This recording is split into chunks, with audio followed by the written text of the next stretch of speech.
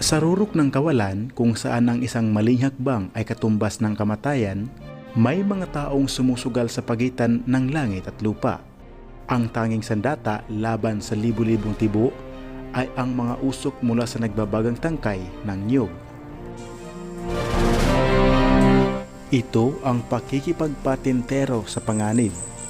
Sa pamamagitan ng usok, pinapatulog ang galit ng kalikasan upang maani ang gintong likido na nakasabit sa itaas ng kawalan. Hindi lang pulot ang isinasalin sa bawat bakanting bote na nagkakahalaga lamang ng 500 piso. Isinasalin dito ang tapang ng isang magpupulot, isang matamis na kayamanan na binura ang takot gamit ang usok at tinumbasan ng dugot pawis upang mabuhay ang mga maiiwan sa lupa.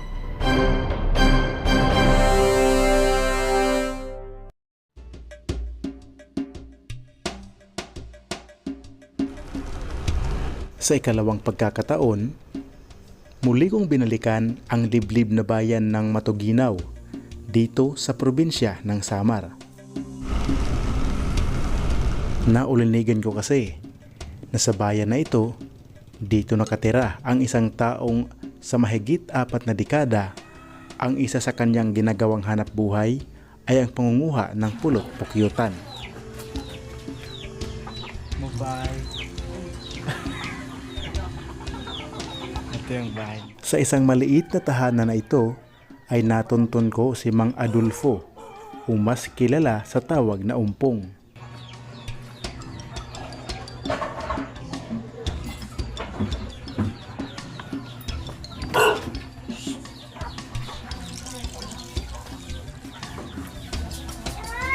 Ito yung mga gagamitan. Hoy! Tidak galak, tidak. Ada mas kuyang. Alas 6 ng umaga nung narating ko ang kanilang tahanan. At sa umagang iyon, diretso na pala kami sa bundok.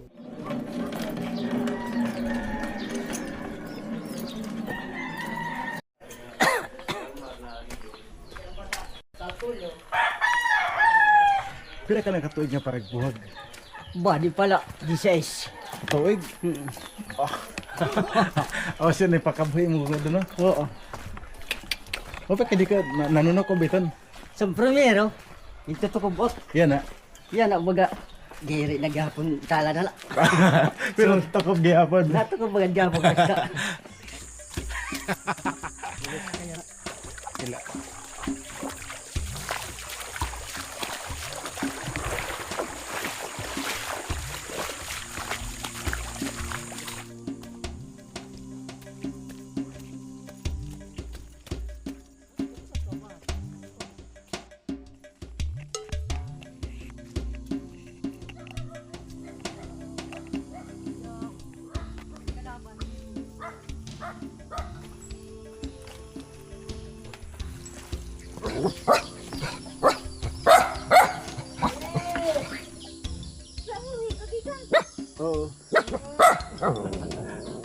At nung makarating kami sa bundok, naroon ang munting kubo ng kanyang kapatid na siya ring nakapagsabi na may pukyutan daw, hindi kalayuan sa kanilang tinitirahan. Puhag ang tawag kung saan itinataboy ng mga usok ang pukyutan. Ito ang paraan para makuha ang pulot o dugos kung tawagin sa waray. Ano ka nga tuwid nagtikang para puhag? Di siya anis palak para pohog. Ang tatay aking pahigara ba nga akong amay. Oo. Kaya para pohog na akong tatay. Kasi nakmagurang. Yan, kaya naman sarang nga ilog. Ako na iragay sa liwan. Oo. Hasta nga, nag 50 ni dinagyan na. Ito naman ang kanyang tinatawag na halugusan. Itinatali sa timba mula sa itaas kung saan ang timba ay may laman ng pulot-pukyutan patungo sa lupa. At sa umagang ito, sasamahan kami ng kanyang kapatid na may alam kung saan naroon ang pukyutan. At ito magurang.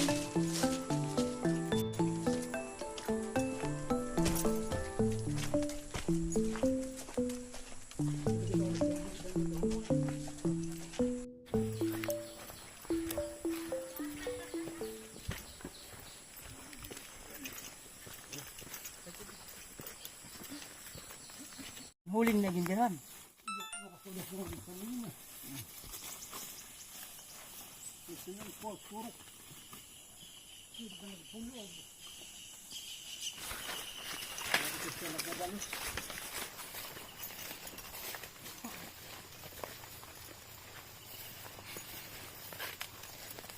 Hain. At makalipas ang mahigit 20 minutos, narating na namin ang puno kung saan naroon nakakapit ang bahay ng pukyutan. Kulay itim pa ito dahil nababalot pa ng pukyutan ang bahay. Para maitaboy, kailangan nilang magpausok gamit ang mga dahon.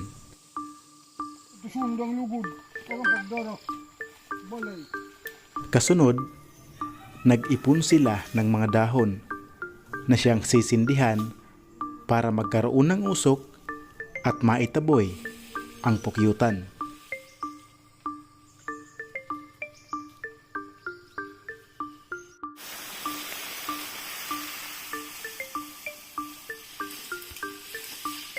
Alas 6 ng umaga, basa pa ng hamog ang mga dahon. Kaya umakyat ang isang anak ni Tatay Umpong na si Julian para makakuha ng tuyong dahon. At dito, ito ang kanilang gagamitin para sindihan nang sa gayon kanila nang gagawin ang tinatawag na pagpupuhag o pagsisindi para makabuo ng usok at maitaboy ang pukyutan. Habang abala ang tatlo sa pag-iimbak ng mga dahon, si Tatay Umpong naman abala din sa paggawa ng tinatawag na namo. Ang namo ay ang pagsasama-sama ng mga dahon at itinatali ang mga ito para hindi matupok at hindi kaagarang mag-apoy. Sa ibabaw, lalagyan lang ng dahon para usok lang ang lumabas.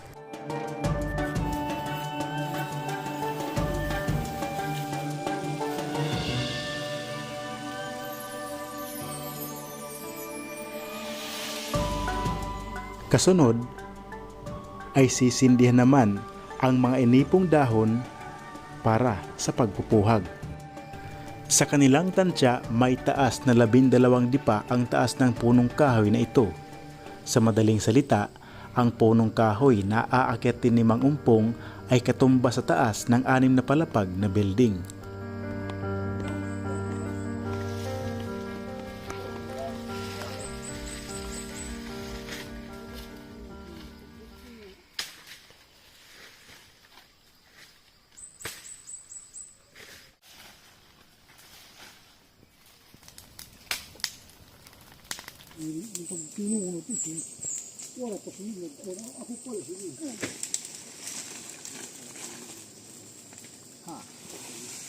Ispul na ito.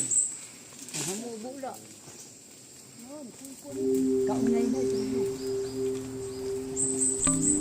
At nung nasindihan na nila ang mga naimbak na dahon, kumapal na at malakas na ang usok sa ilalim ng punong kahoy. Kaya nagliparan na ang mga ito at tumambad na ang puti sa kanilang bahay.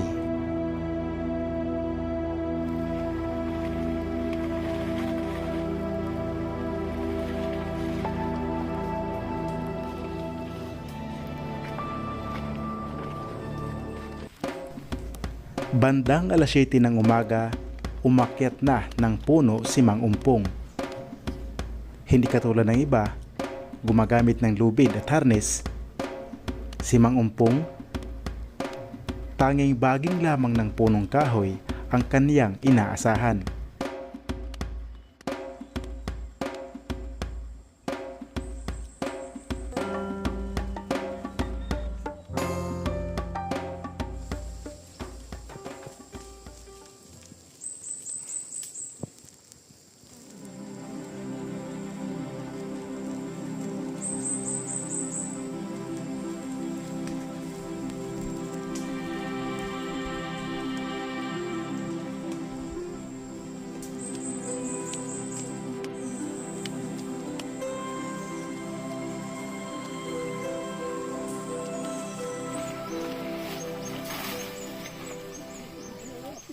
mo ng kahorin.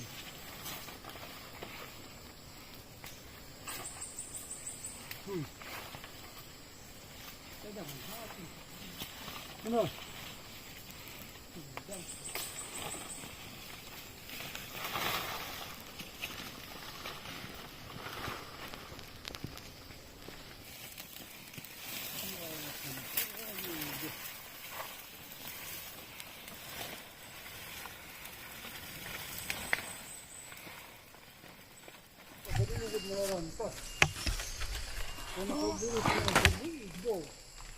Ya, ikut tidak tukuan. Yan.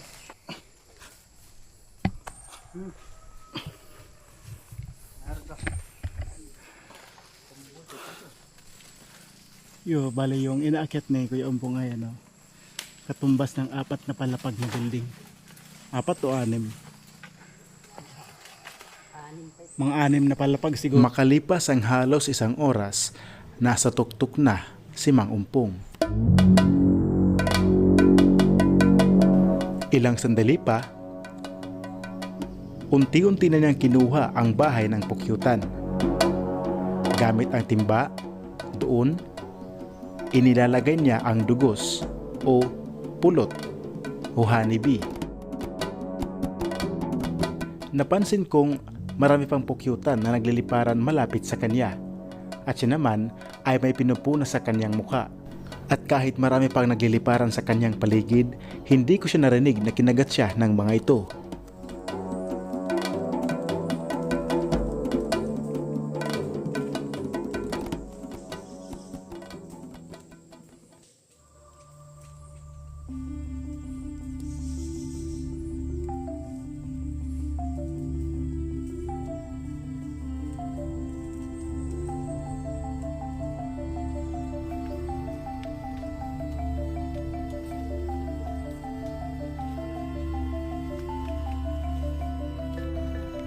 At nung makuha ang mga ito, umakyat din ang kanyang anak na si Julian ng maliit na punong kahoy para saluhin ang timba.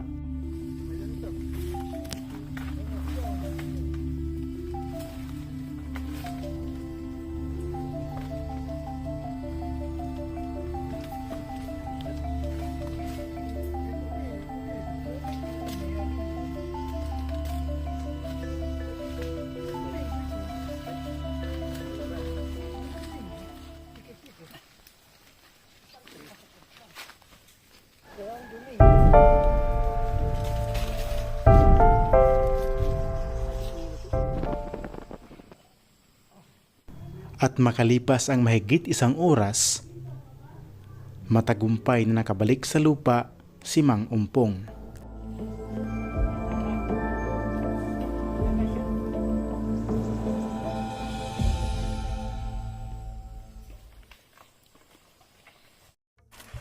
Paglapit. Nag-augong boob, pwede nakanto ko sa inyo. So napansin natin kanina si tatay ay hinilamos na yung dugos. Yung tawagin sa amin. Kaya papahid ang dugos sa imo lang. Para di rin na kumagat. Sumurop na lang. Oo. Ayon kay Tatay Umpong, isang paraan para hindi kakagatin ng mga pukyutan kapag naroon ka na sa mga pulot, ipahid mo sa iyong balat, lalong-lalo na sa mukha ang kanilang pulot para hindi kagatin ng mga ito at mapagkamalang kang parte ng kanilang bahay.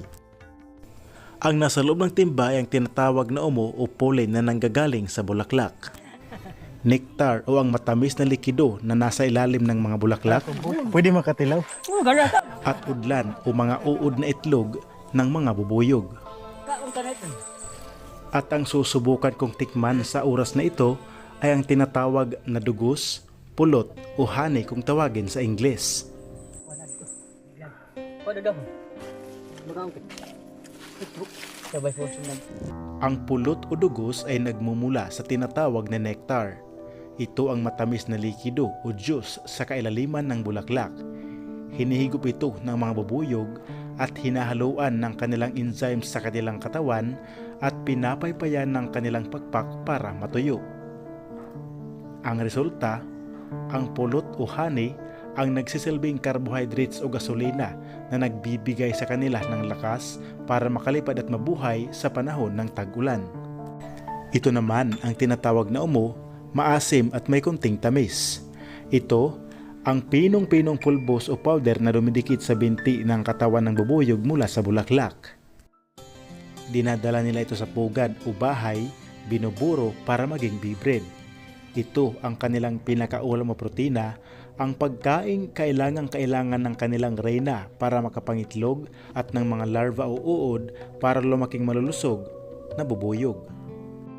Sa madaling salita, ang nectar o nagiging pulot o honey ang siyang nagiging juice o energy drink ng mga bubuyog at ang pollen naman ang nagiging bee bread o perga ang siyang nagiging kanin at ulam o gatas ng mga batang bubuyog.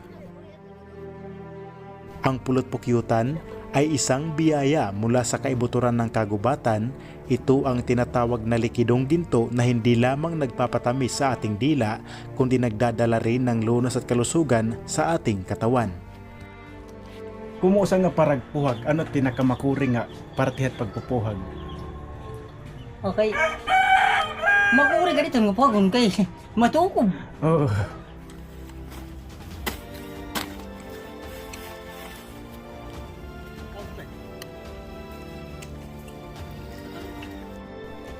Hindi pa man kami nakakaalis, pinaghiwa-hiwa ni Mang Umpong ang bahay o pugad ng mga pukyutan kung saan naroon ang mga itlog na nagmimistulang uod sa loob ng pugad.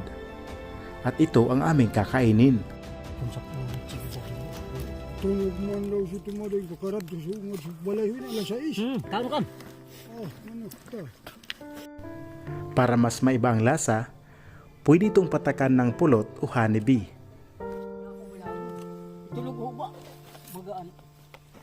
Malubat ba? Uod ang nasa isip ko habang pinapatakan ko ng honeybee ang mga ito. At nang ito aking tinitigan, uod talaga. Pero gusto ko pa rin masubukan. Kaya sinubukan ko na. Lamba. Habang ninunguya, napipisa ang mga ito sa aking ngipin. Ang kanyang lasa ay para bang ikaw ay maduduwal. Insurop nga ni Brad. Sigang karala kabalik.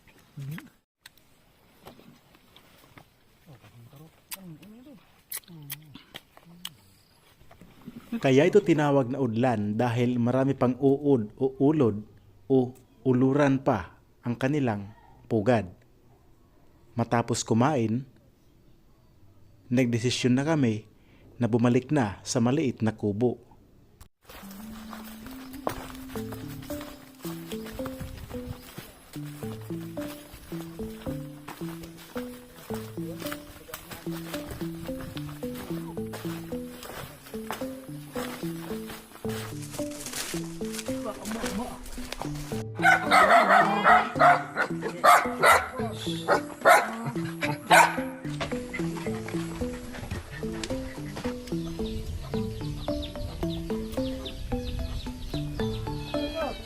Bago ngayon. Mga pa ho. Ayon kay Tatay Umpong, bawat linggo, ang kanyang hanap buhay na pangunguha ng pulot pukyutan, minsan ay kumikita siya ng halagang 1,500. Adi order.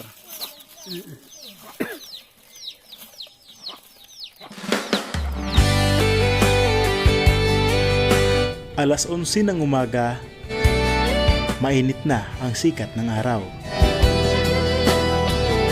Bit-bit ang timba kung saan laman ang biyayang hatid ng kalikasan. Sa wakas, siya ay may biyayang maiuwi sa kanyang pamilya. Kamay na mapuputi, mga magsasaka na bago sumikat ang araw ay gumigising upang taniman ng palay ang lupa na tuyo. At nung makarating kami sa kanilang tahanan, Ay matagal inutusan ni Tatay Umpong ang kanyang isang anak na si Julius na linisin ang 3 bote na naroon sa kanilang tahanan. walang sa gastos.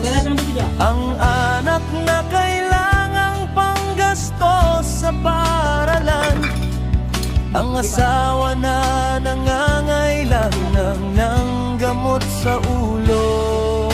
Parang boses ng host ng beat. Ano ninyo, iniaayos ang araw-araw. Sagot niya'y iyong ngiti, ngunit may luha sa mata. At ang nakabalot sa plastic cellophane o plastic bag ang tinatawag na pulin o umo. Hindi na siya maghahanap ng taong pagbebentahan nito dahil ito ay nakareserve o order na ng isang taong kanyang kakilala. Pinapakita ang totoo ng buhay dito sa probinsya. Ang mga pagsubok, araw-araw ang hirap na At nung nalinisan na ang mga buti, walang pagtitya. binaliktad ito nang sa gayon tuluyang mawala ang tubig at mawala ang presensya ng tubig na hindi hahalo sa pulot. Tingnan ninyo ito, ang mga tao na nagtatrabaho na Para purong likido ang mailagay sa loob ng buti, kain sa hapag gumamit siya ng strainer sa katawan. nang sa gayon Ito hindi maisama din ang mga parang solid na kaparti pa sa pugad. isip. At ang lahat ng mga natira, ito naman ay ibinibigay niya sa kanyang mga anak at ito naman ay kinakain ng mga bata. Mga mangingis Bawat puno ng buti ay nagkakahalaga ng 500 pesos. ay sira. At sa kaniyang pag-akyat sa Ang panganib lambat at ay nakakabanghang kupas, proseso sa paghahanap ngunit buhay, patuloy pa rin silang mahigit lumalabas 2 para buti lamang humanap ulapad ng ng buti na ito isda. ang gintong likido na ibiniyaya ng kalikasan. Wala pang buyer ang kanyang mga naipon at pulot para hindi na siya mahirapang maghanap. Mas minabuti ko nang bilhin lahat ng kanyang mga nakuha. naghihintay sa tahanan. Kaya kahit pagod, patuloy pa rin silang nagpupumili. Mula dito sa bayan Muli ng ang boses ng Mabuginaw, host, paano ninyo kinakaya? ako po si Aling Antonio Nena, Cabubas ang hirap at ng ito ang buhay dito Province sa Life tabing TV. dagat. Sagot Discoveries, niya'y tiis lang anak. History, May pamilya akong Explore, inaalagaan. and Document Network. Ito ang buhay natin at ito ang aming tahanang tahanan ng probinsya. Province Life TV, ipinapakita ang totoo ng buhay dito sa probinsya. Ang mga pagsubok, araw-araw ang hirap na walang katapusan. Ngunit ang pagtityaga ay hindi mawawala sa ating tahanan ng probinsya. Tingnan ninyo ito, ang mga tao na nagtatrabaho ng husto upang may makain sa hapag, may maisuot sa katawan. Ito ang buhay natin, totoo at walang kakamalisin. Ang kamera ay isasara na, ngunit ang kwento ay nagpapatuloy. Sa bawat tahanan sa probinsya may kwento